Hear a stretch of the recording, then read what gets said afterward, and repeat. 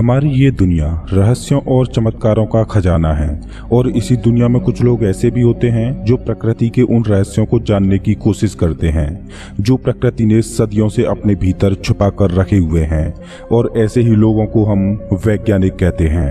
हमारे वैज्ञानिक प्रकृति की गहराइयों में जाकर ऐसे ही रहस्यों को खोजते हैं और पूरी दुनिया के सामने उजागर करते हैं। लेकिन ये प्रकृति भी बड़ी टेढ़ी चीज है जो एक राज खोलती है लेकिन फिर वहीं एक नया राज फिर से पैदा कर देती है, और ये सिलसिला चलता ही रहता है जो कभी खत्म ही नहीं होता। दुनिया में कुछ ही लोग ऐसे होते हैं जो नेचर के रहस्यों को जानने के लिए उत्सुक होते हैं और जो अपनी कल्पना शक्ति और दिमाग से प्रकृति से ऐसे ऐसे राज उगलवा लेते हैं जिनसे मानव जाति का विकास आसानी से हो जाए। आज हम ऐसे ही एक महान वैज्ञानिक की बात करेंगे जिन्होंने अपनी कल्पना शक्ति और इच्छा शक्ति से ऐसी ऐसी थ्योरीज और ऐसे ऐसे आविष्कार किए जो आज हमारी दुनिया में किसी वरदान से कम नहीं, और आज भी उनका दिमाग हर व्यक्ति और हर एक वैज्ञानिक के लिए एक अबूझ पहेली बना हुआ है। सर अल्बर्ट आइंस्टाइन ये विज्ञान की दुनिया के वो महान हस्ती हैं जिन्होंने अपना सारा जीवन विज्ञान के ही नाम कर दिया, और इसी वजह से इन्हें 20वीं सदी का सबसे महान वैज्ञानिक माना जाता है। अल्बर्ट आइंस्टाइन का दिमाग बहुत तेज था और इसी वजह से सब उन्हें जीनियस कहते थे, और अल्बर्ट आइंस्टाइन की महान उपलब्धियों की वजह से उनका बर्थडे जीनियस डे के रूप में मनाया जाता है।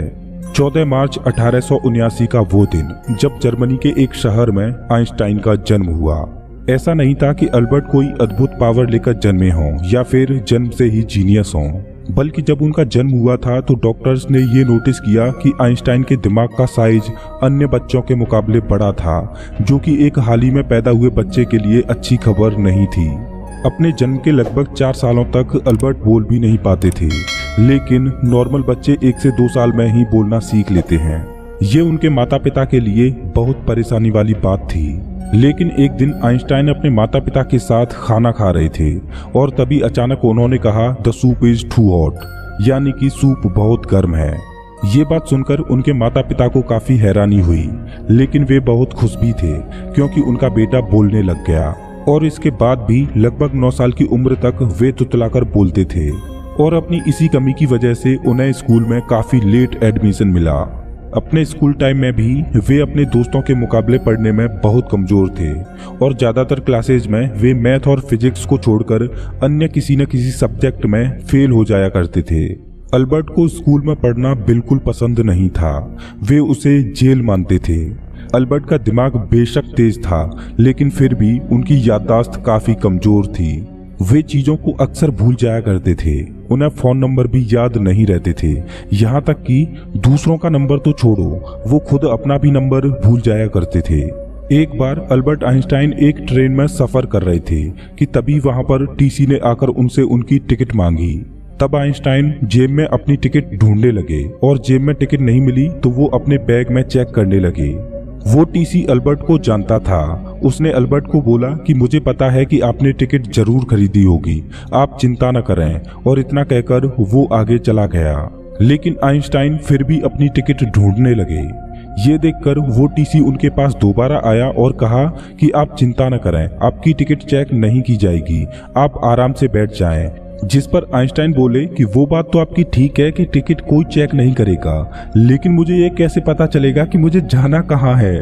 ये सुनकर वो टीसी काफी हैरान हो गया कि इतना बड़ा वैज्ञानिक अपने घर का रास्ता भी भूल सकता है। लेकिन ये सच है कि अल्बर्ट आइंस्टाइन अपने घर का रास्ता भी भूल जाया करते थे, लेकिन वे मैथ और फिजिक्स को पढ़ना नहीं भूलते। यही कारण है कि आज भी वे हमारे बीच इतिहास के पन्नों में ही सही लेकिन जिंदा हैं। आइंस्टाइन ने भौतिकी को एक नया रूप दिया, एक ऐसा रूप जिसने सबके सोचने का नजरिया ही बदल दिया। अपनी स्कूली शिक्षा के दौरान आइंस्टाइन बहुत कमजोर थे, क्योंकि न तो वो ठीक से बोल पाते थे और न ही वे ठीक से लिख पाते थे, जिसकी वजह से सब उन्हें बेवकूफ और पागल समझते थे, और सब उनसे यही कहा करते थे कि वे अपनी जिंदगी में कभी कुछ नहीं कर पाएंगे। लेकिन कहते हैं ना कि एक झूठ यदि 100 बार बोला जाए तो वो सच लगने लगता है, और यही हुआ आइंस्टाइन के साथ भी। उन्हें भी ये लगने लगा कि वाकई वो बेवकूफ और पागल हैं, और फिर इस पर उन्होंने अपने क्लास टीचर से बात की और उनसे पूछा कि अपनी इंटेलिजेंस पावर को कैसे बढ़ाया जा सकता है। तब उस टीचर ने कहा कि हैबिट और लगन ही सफलता की चाबी है। और इसके बाद अल्बर्ट पीछे नहीं हटे और फिर उन्होंने यही फॉर्मूला अपनाया और इसी के चलते उन्हें मैथ और फिजिक्स में महारत हासिल हो गई। आइंस्टाइन ने फिजिक्स में 300 से ज्यादा रिसर्च पेपर पब्लिश किए।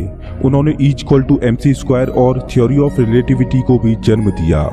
दोस्तों, थ्योरी ऑफ रिलेटिविटी पर मैं पहले ही वीडियो बना चुका हूं, आप उस वीडियो को हमारे चैनल पर देख सकते हो। इतना ही नहीं, उन्होंने फोटो इलेक्ट्रिक इफेक्ट जैसा कॉन्सेप्ट भी दिया, जिसके लिए उन्हें 1921 में नोबेल पुरस्कार भी दिया गया।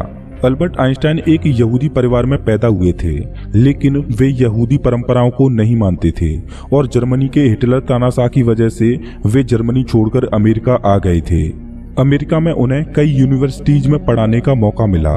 उन्होंने प्रिंसटन यूनिवर्सिटी को चुना क्योंकि वहां का वातावरण बहुत शांत था। बाद में हुए एक इंटरव्यू में उनसे पूछा गया कि आपकी लाइब्रेरी कौन सी है, तो आइंस्टाइन ने अपने सिर की ओर इशारा करते हुए कहा कि ये है मेरी लाइब्रेरी। और जब उनसे पूछा गया कि उनका सबसे पसंदीदा उपकरण कौन सा है, इस पर उन्होंने अपने फाउंटेन पेन की तरफ इशारा करते हुए कहा कि ये है मेरा पसंदीदा उपकरण। अल्बर्ट आइंस्टाइन कहा करते थे कि जो लोग गलतियां नहीं करते वे कुछ भी नया नहीं सीख पाते। आइंस्टाइन एक प्रकृति प्रेमी व्यक्ति थे और उन्हें संगीत का बहुत शौक था। बताया जाता है कि आइंस्टाइन बचपन से ही वायलिन भी बजाते थे और वे एक वायलिन हमेशा अपने साथ रखते थे। अल्बर्ट आइंस्टाइन की जो सबसे खास चीज थी वो थी उनका दिमाग। आइंस्टाइन का दिमाग आज भी एक रहस्य ही है। अल्बर्ट आइंस्टाइन का IQ लेवल सबसे ज्यादा था और इसी वजह से उनका दिमाग आज भी चर्चा का विषय है।